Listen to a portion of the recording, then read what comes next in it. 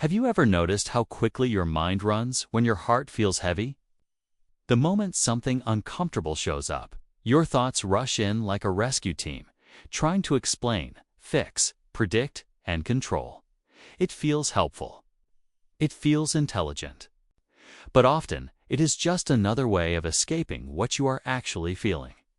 We don't run from our pain with our feet anymore. We run with our thoughts. Here is the quiet truth. Thinking can become a hiding place.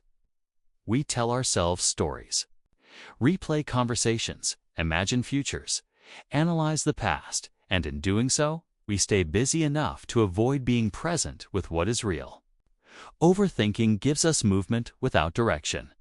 It keeps us occupied while our emotions wait patiently to be seen. Most of us learned very early that thinking feels safer than feeling. When something inside us gets heavy, confusing, or painful, the mind quickly steps in and says, "Let me handle this." It starts analyzing, judging, planning, replaying, and predicting. On the surface, this looks like intelligence and problem-solving, but underneath, it is often a subtle form of escape. We are not actually dealing with what we feel. We are just staying busy enough to avoid touching it. Thinking gives us distance from our inner world. It keeps us up in the head instead of down in the heart and body. When emotions rise, they bring vulnerability with them. Sadness, fear, grief, and longing do not ask to be solved. They ask to be felt. But feeling requires presence, and presence requires courage. So instead, we turn our feelings into thoughts. We say, "Why am I like this?" instead of "What am I feeling?" We build stories around our pain instead of sitting with it. In this way, constant thinking becomes a shield. It protects us from discomfort, but it also protects us from healing. Because what we avoid feeling does not disappear. It waits. And the longer we hide behind our thoughts, the longer we delay the simple, honest work of being with ourselves. Overthinking often feels like progress. The mind is active, busy, alert, and it gives us the illusion that we are doing something useful. We tell ourselves that if we just think a little more, analyze a little deeper, or plan a little better, everything will finally make sense. But what is really happening is that we are substituting awareness with activity. We confuse mental motion with emotional movement. The mind stays loud, while the present moment quietly slips past us. When we live inside our thoughts, we are rarely where our life is actually happening.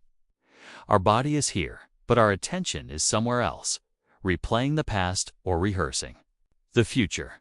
We miss the subtle signals of our breath, our tension, our needs, and our boundaries. Overthinking keeps us in commentary mode instead of experience mode.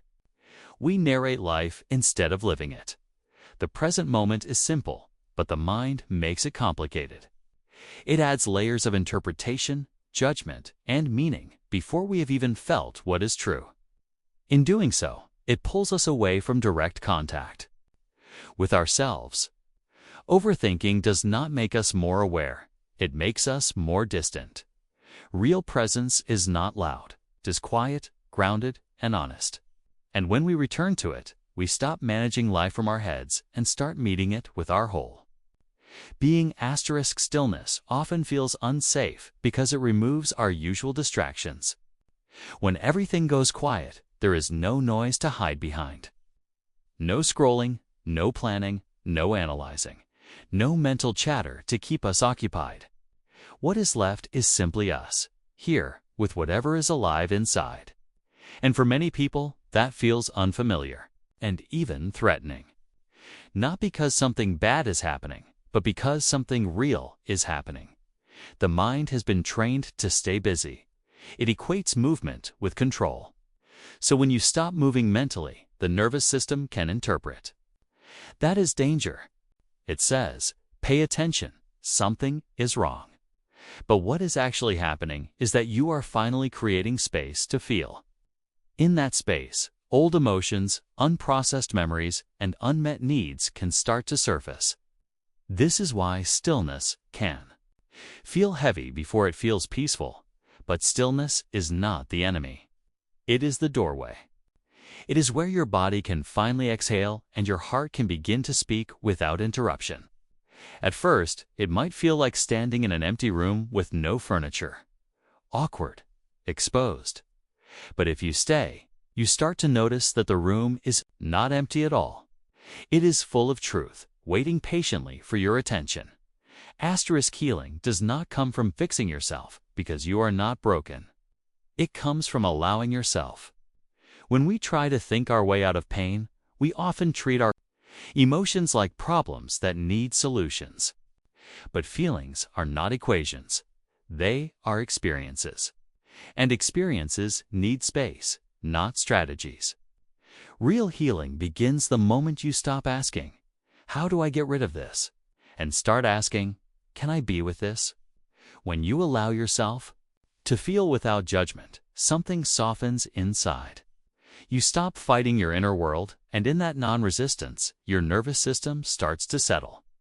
You may notice that emotions move more freely when they are welcomed instead of controlled. Tears come and go. Tension rises and releases. The body knows how to process what the mind tries to suppress. Gently allowing yourself to feel is an act of courage. It means sitting with discomfort without trying to escape it through distraction or analysis. It means trusting that you can survive your own emotions, and you can. You always have. The pain you avoid grows heavier. The pain you allow becomes lighter.